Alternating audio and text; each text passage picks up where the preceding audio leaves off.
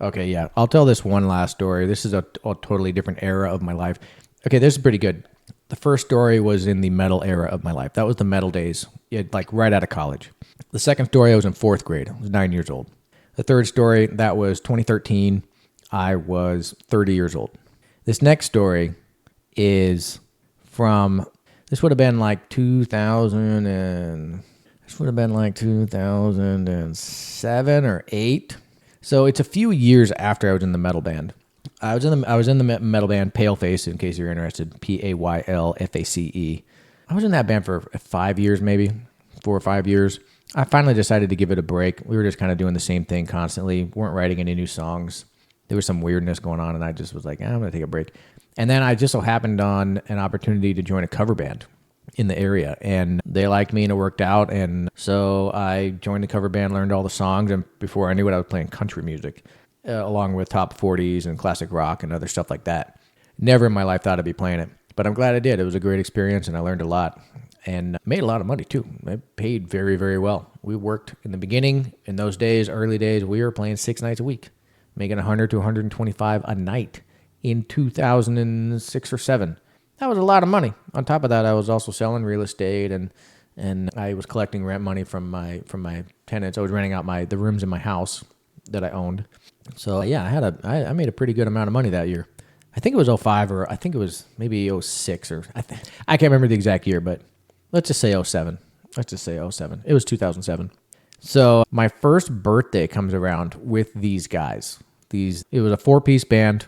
The singer was also a keyboard player, so musically we had 5 instruments, which was great. He played the synth, so he could switch from horns to, keys, whatever. Anyway, we had this one gig in Mountain Home, Idaho, and it was like a 45-minute drive one way to get out there, and we would play 3 nights a week if we were booked for that week. Or was it 4 nights? It was Wednesday, Friday, Saturday. Yeah, maybe it was Thursday, Friday, Saturday. Anyway, so the Thursday night or Wednesday night gig was always slow. It's in the middle of the week, or, it's not quite the weekend yet. It's not Friday or Saturday.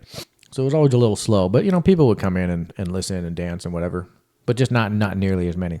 One night, which just so happened to be my birthday, I think it was my first birthday with these guys, and we had been playing together for a while, decided, you know what, it's a dead night, completely dead. Nobody was in there, just the help, like 2 bartenders and us, and that was it. So they were like, let's get Kalen up for his birthday. So they did. And they had me drinking flaming shots of, 151. And accidentally, when I went to go put out the flame, I was so drunk. When I went to go put out the flame, I blew as hard as I could and blew the alcohol straight into the bartender's face. Luckily, it didn't stay on fire. It blew out, luckily, but I just covered him with Bacardi 151 or whatever the hell it was I was drinking then. Anyway, I proceeded to get absolutely annihilated. And where this story gets interesting is that a few months earlier out in Mountain Home, we had played this other gig at a different bar in the same town. And Mountain Home, Idaho is a military town. It's an Air Force base. And it's out in the middle of nowhere in Idaho. Super rural. These boys out here, sometimes when they go out to drink, they are looking to fight. And I found myself in a situation one time where, there was a brawl happening and I didn't really have a choice on the matter. And I realized in that experience, I got to be able to protect myself. I'm not a big dude. I don't know how to fight. So I need to know how to protect myself. So I got my concealed weapons permit, and I was carrying my gun with me anywhere and everywhere after that. And so on this night it was no different.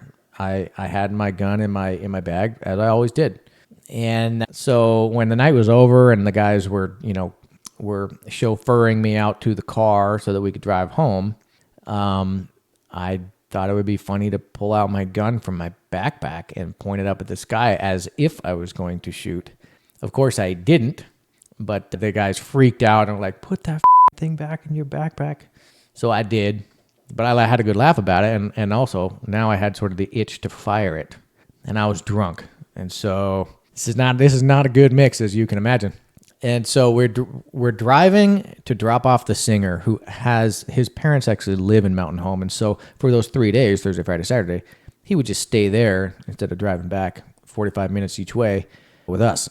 So that made it easier on him. So, but we got to drive to his house. And this is 1, 2 in the morning. You know, we played the full set even though nobody was there. Actually, I think we did end early that night because that's the only night that I wasn't able to finish an entire set because I was too drunk. And I was laughing so hard when it happened, they decided to just cut the set short. But it was the last set. And we were playing Wild Nights by John Mellencamp, and I couldn't even play that simple ass drum beat. And I couldn't stop laughing because this was the first time I ever just simply couldn't play drums because I was too drunk. I had always kept my drinking under control enough that I could at least play, passably. So we did cut it early that night. But this had to have been like 1 a.m., well past midnight for sure. We're driving, and the guys are, heckling me and making fun of me for how drunk I am and how stupid I was for pulling the gun out. And I said something about the gun, and then I said something like, "I'll shoot that stop sign right there," as we were stopped at this railroad crossing. And they were like, "There's no way in hell that you could shoot that stop sign right now." And I was like, "Oh yeah." This is an XD40. This is a 40 caliber round, and I've got 12 in the clip and 1 in the chamber. That was how I rolled. And so I turned the safety out. I was at the safety on, of course. I unloaded 13 mother effing rounds at the stop sign. And I'm in the back seat. I'm sitting behind my buddy Kellen, who's the bass player. He's in the passenger seat right in front of me. And I'm putting the gun out the car like this, right next to his head. Just shooting his 13 rounds. Go, go, go, go, go. And of course, Mike, the driver and the band leader and the owner of the band, he was like, "Oh," he slammed on the gas, peels out of there, and hightails it to the singer, Jared's house as quickly as humanly possible.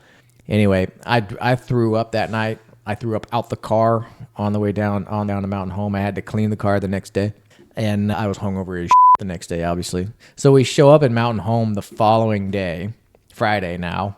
I'm hungover as but I make it through the night, and I'm quiet that night. I'm not drinking. I'm not saying anything. I'm just sitting, minding my own business the whole night. And, of course, the guys are making fun of me then, too. But we got to drive Jared home again. So we're going to take that same route, and we're going to go check that stop sign to see if I did, in fact, hit it, because nobody got a chance to see it. So when we get there, we look at the stop sign, and sure enough, there's not a single thing wrong with the stop sign. It's in perfect shape, brand new, hasn't been ever touched or shot by a thing ever. However, we all noticed at the exact same time when we came up to that same railroad stop.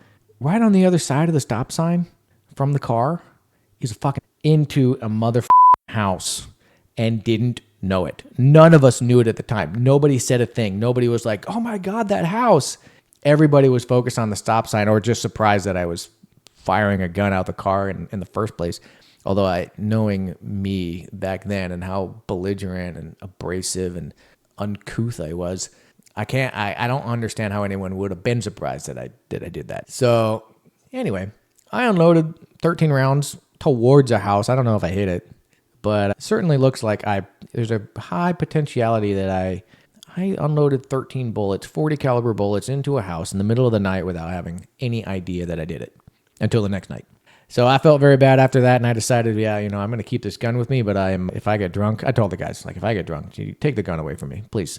Don't let me have that gun if I'm that drunk. And maybe just don't get that drunk. Just don't. And I didn't. I never got that drunk again, at least not with them, and not on a night that I had to play and perform. So yeah, it's just this that we do when we're young and dumb. I must have been like 25, 26 at the time. My brain is still not fully developed yet.